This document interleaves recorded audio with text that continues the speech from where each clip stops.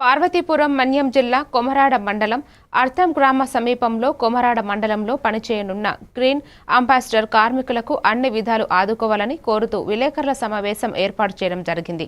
ఈ విలేకరుల సమావేశంలో సిఐటియు జిల్లా కమిటీ సభ్యుడు కొల్లి సాంబమూర్తి మాట్లాడుతూ ఈ రోజు రాష్ట్ర వ్యాప్తంగా గ్రీన్ అంబాసిడర్ కార్మికులు వందలాది మంది తమ ప్రాణాన్ని బలంగా పెట్టి ఉదయం లేవగానే 6 గంటల నుండి పనిచేస్తున్న కార్మికులకు గాను కనీస వేతనం లేదు, పనిచేసేటప్పుడు కార్మికులకు రక్షణ కల్పించే పరికరాలు లేవన్నారు। గ్రీన్ అంబాసిడర్ కార్మికులను ప్రభుత్వం అన్ని విధాల ఆదుకోవాలని కోరుతున్నామన్నారు। ఈ కార్యక్రమంలో మండలంలో పనిచేయనున్న గ్రీన్ అంబాసిడర్ కార్మికులు పాల్గొన్నారు।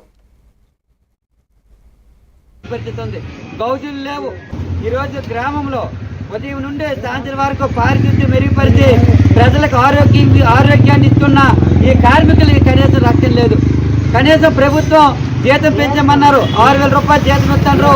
హెల్త్ అలవెన్స్ కింద 4,000 అన్నారు, ఆ 4,000 కూడా అమలు చేయని పరిస్థితి ఉంది।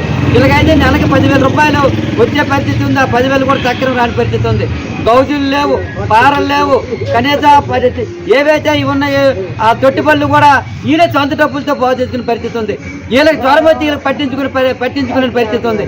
కాకపోతే ఇవన్నీ కూడా సర్పంచ్ నుండి కింద అధికారులు అందరూ గ్రీన్ అంబాసిడర్ల పైన పని చెప్తారు తప్ప వీళ్ళు జీతం గురించి కానీ వీళ్ళ ఆరోగ్యం గురించి కూడా పట్టించుకునే పరిస్థితి ఉంది।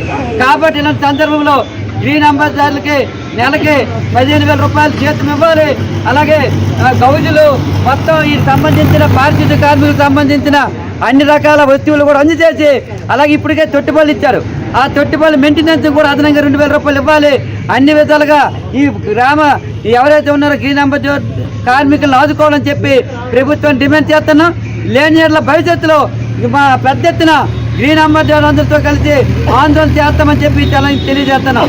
ఈరోజు పారిశుద్ధ్యం అని చెప్పి కలెక్టర్ గారు కానీ ప్రభుత్వం కానీ పారిశుద్ధ్యం ఉంటే మంచిది అంటారు, మరి అంటే పారిశుద్ధ్య కార్మికులకు ఇచ్చిన రక్షణ ఏమిటని చెప్పి తెలియజేస్తున్నాం।